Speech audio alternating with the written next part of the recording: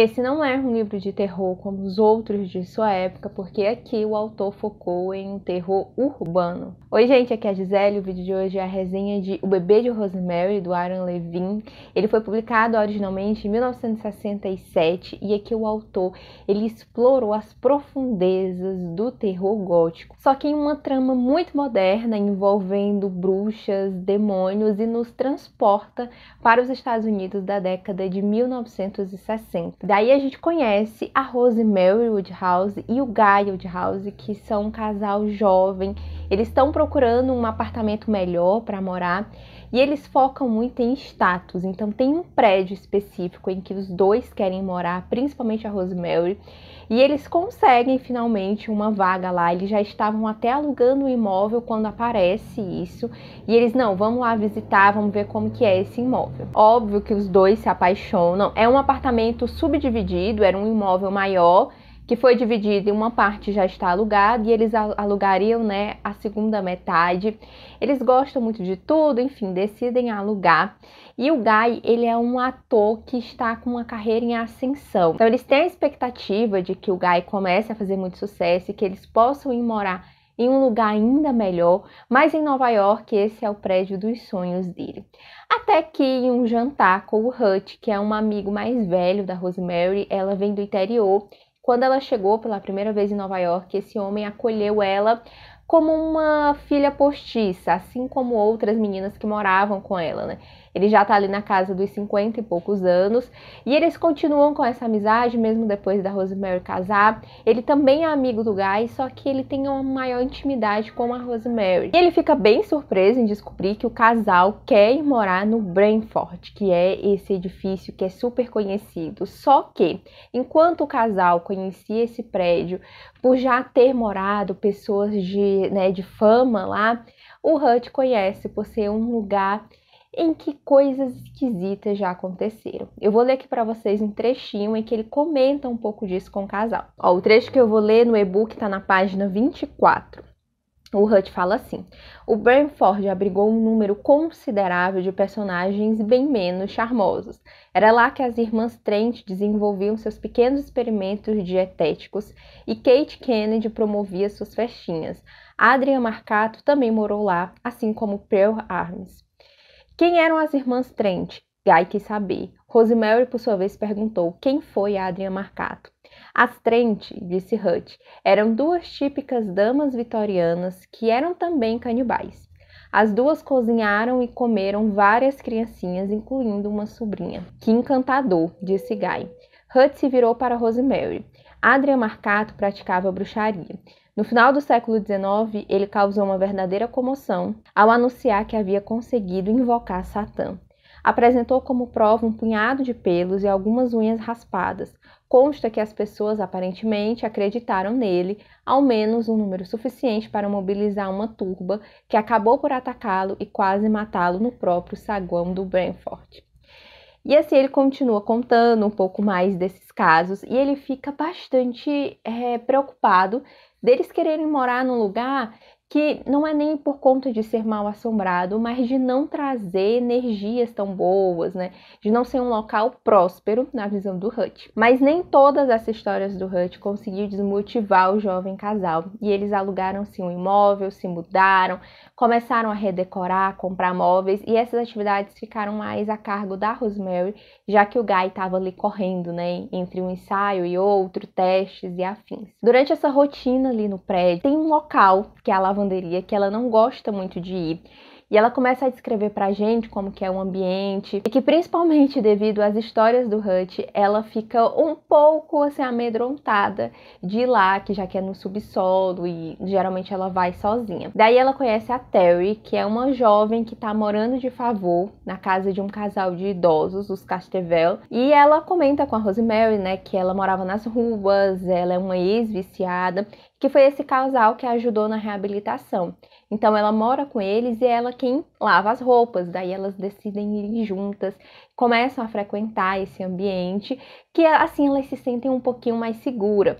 Tem também a descrição da Rosemary dessa lavanderia, que eu acho que dá um tom bacana assim pro enredo, sabe? A forma como esse autor também eles descrevem. Ó, na página 41 ela fala assim: a lavanderia era perfeita para uma prisão. Paredes de azulejo sempre úmidos, lâmpadas pendendo dos fios e fileiras de cubículos de ferro fundido com tanques duplos fundos. Havia máquinas de lavar e secar acionadas por moedas e, na maioria dos cubículos, trancada a cadeado, máquinas particulares. Daí, com essas descrições do autor, a gente consegue ficar imerso lá no Branford. E ele é um personagem também dentro dessa narrativa. As coisas começam a ficar realmente estranhas quando, em uma noite, voltando de um jantar com o Guy, o casal descobre que algo de terrível aconteceu com a Terry. E aí a gente começa, assim, numa sequência de acontecimentos bizarros. A Rosemary, ela sonhava em engravidar e, em determinado momento, ela consegue, né, finalmente ficar grávida. O Guy concorda com isso porque ele ainda achava muito cedo na carreira dele para ter um filho, mas ela estava prontíssima, pelo menos, né, era o que ela imaginava. Após esse acontecimento com a Terry, eles começam a ficar mais amigos dos Castelvel, que é aqueles idosos que estavam abrigando ali, né, essa jovem. Eles são vizinhos, eles que dividem o apartamento, né, que eu disse que tem uma divisão ali porque é subdividido. Então, e eles começam a jantar e o Guy vai se encantando com esse casal. A Rosemary acha a mulher muito metida, não gosta muito das histórias do homem, mas ela atura eles por conta do Guy. Eles começam a ter jantares e jogos e ela vai ficando até enjoada, porque todas as noites ou todas as vezes que eles estão com alguns amigos, são com esses vizinhos e outros também que moram no prédio, mas todos com uma idade mais avançada. Daí, ao longo da narrativa, a gente vai acompanhar a Rosemary grávida, né? O nome do livro é O Bebê de Rosemary, mas grande parte aqui do enredo, ela vai estar gestante ainda, e muita violência vai cercar essa mulher.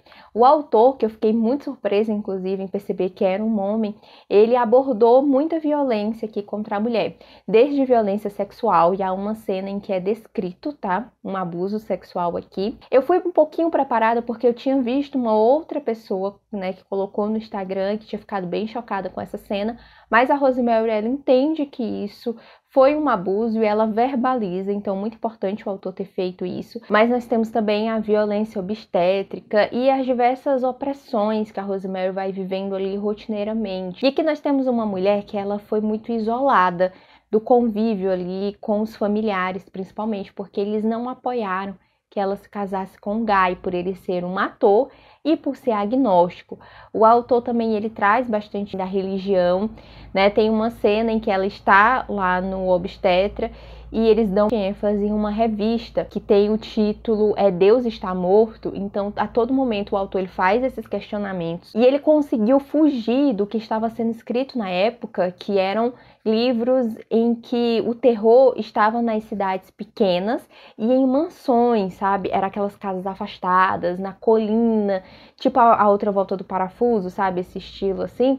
E ele conseguiu trazer isso para uma cidade grande e para a vida cotidiana das pessoas. E foi exatamente por isso que esse livro se destacou tanto na época e que até hoje ele é um grande sucesso. Há inclusive aí, né, algumas formas de interpretar esse livro, desde o que está literalmente escrito, até considerar que Rosemary está vivendo uma grande paranoia, que eu achei sensacional, porque ele traz, sabe, essa paranoia assim urbana, com personagens que são carismáticos. Eu odeio o Guy, tá? Vamos pontuar aqui. E esse livro ele foi adaptado, eu assisti após fazer a leitura, ele é muito fiel. Então, não, a pessoa que gostar desse livro não vai se decepcionar com a adaptação. Eles conseguiram trazer todo o clima do livro, sabe, para as telas, tá realmente muito bom.